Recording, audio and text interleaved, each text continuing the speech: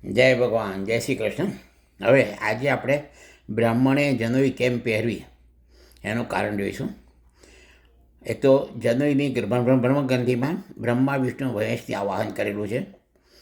જે નવ દોરા છે એમાં ઓમકાર, નવ નાગ એ બધાનું આવાહન કરેલું છે. જે બ્રાહ્મણ બ્રહ્મા વિષ્ણુ મહેશને હૃદય ઉપર ધારણ કરે એ બ્રાહ્મણ ક્યાંય પાછો પડે નહીં. બરાબર છે.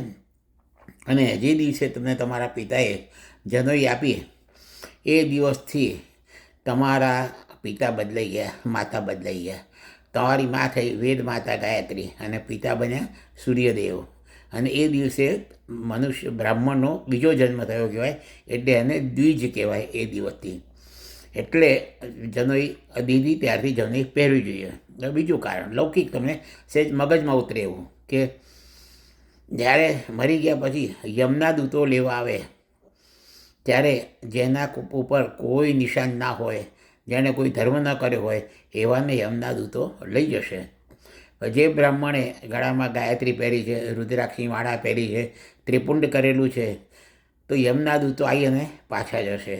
એ તો સમજશે કે ભાઈ આનો તો કોઈ ધણી છે, અખિલ બ્રહ્માંડનો નાયક આનો ધણી છે, આ ધણી વગરનો નથી. જે રીતે ગામડામાં હરાયા ઢોર હોય એને પેલા પંચાયતવાળા ઉપાડી જાય, પણ ખૂટે બાંધેલા ઢોર હોય તો એ ઢોરનો ધણી છે. એટલે જેણે જનોઈ પહેરી છે એનો અખિલ બ્રહ્માંડનો નાયક એનો ધણી છે.